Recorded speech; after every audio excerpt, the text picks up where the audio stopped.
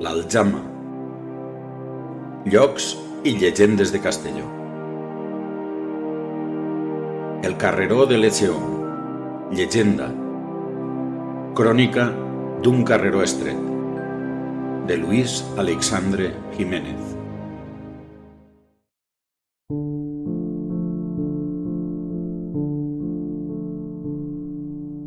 En un principi, quan els primers pobladors encara no havien baixat de la muntanya, tot era rocam.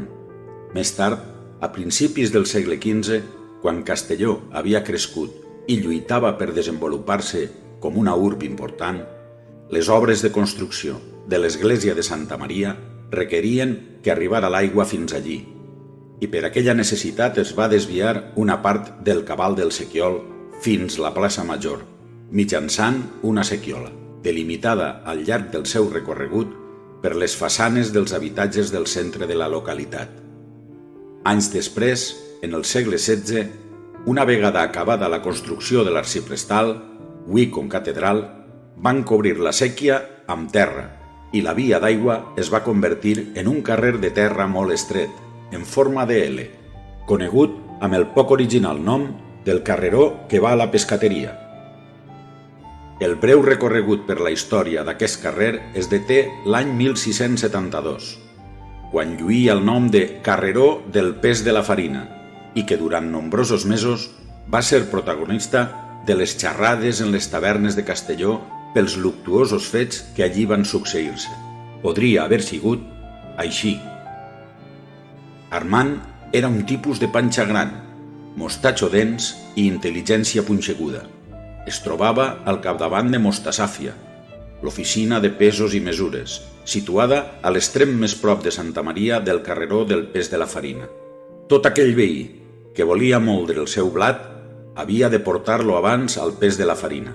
Una vegada pesat, els acarreadors traslladaven els costals a qualsevol dels molins del terme i es tornava a pesar sota la supervisió de l'encarregat del pes, de mal nom el Fidel, per la confiança depositada en ell. Armand s'ocupava de verificar que els costals es retornaven carregats amb la farina produïda, sense que els moliners o els acarreadors, mestres en l'acte de rampinyar, sostragueren part de la farina. A més, duia la comptabilitat i la paperassa burocràtica. Armand també tenia una bella esposa, Juana, amb una figura voluptuosa i uns cabells daurats i ondulats que la feien refulgir com una deessa a ulls de la població masculina adulta.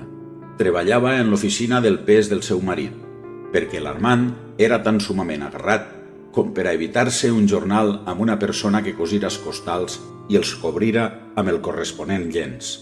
Per si no hi haguera prou, Juana, l'exuberant esposa del Fidel del Pes, atenia l'entrada i eixida de la farina i passava la granera al final de cada dia, mantenint les instal·lacions netes com una patena. Tota una ganga per a l'empresari. Armand, a més d'un negrer, no era un tipus massa gelós. No se li escapaven les mirades luxurioses i les floretes pujades de to que els acarreadors llançaven a la sempre somrient i molt múrria consort del responsable del Pes de Castelló.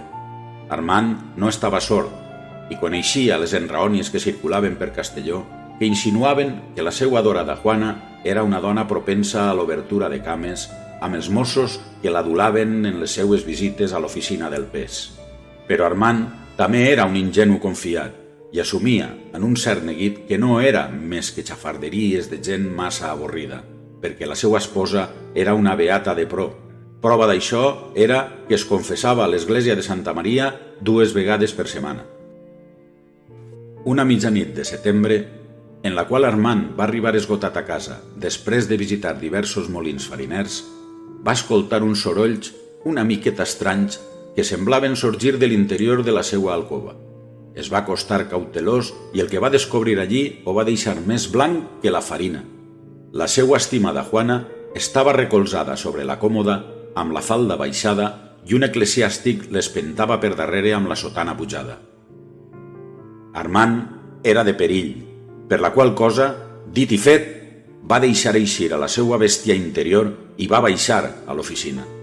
Va traure el trabuc de l'armari, amb les mans tremoloses, i les escleròtiques en flames per la gelosia, va introduir la pólvora de gra mitjà per la boca acampanada, la va compactar amb la baqueta, va deixar caure en el seu interior diverses boles de plom, va posar pólvora fina en la cassoleta al costat del pedernal i va pujar a la recerca del brivall que li estava donant confessió a la seva esposa. El tret va ser a boca de canó. Es podia ficar un puny pel forat del seu pit i traure'l per l'esquena. Juana va assistir estupefacta a totes les coses que es van esdevindre aquella nit.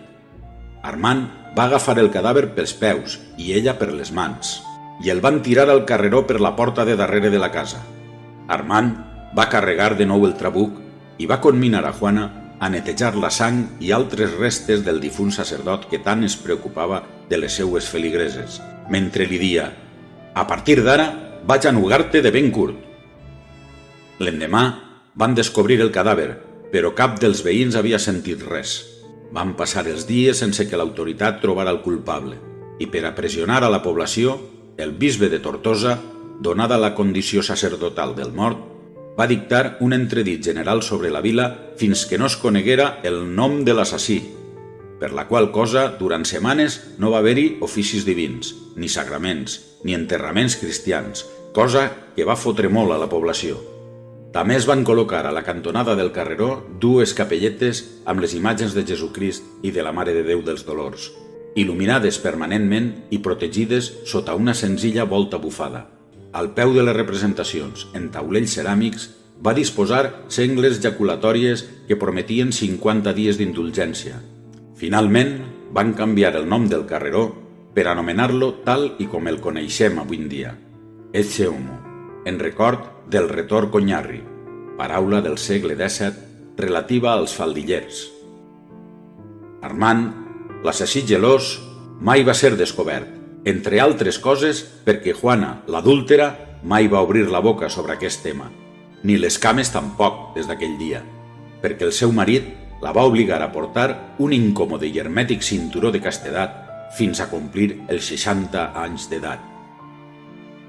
Encara que no hagin arribat fins als nostres dies documents que testifiquen la veracitat de quan vos he relatat, qui escriu aquesta crònica està convençut que l'assassinat del prevere Vicent de Tort, que va ser un fet real, va succeir de la forma que us he contat. I si no va ser exactament així, que algú s'atrevisca a demostrar-ho.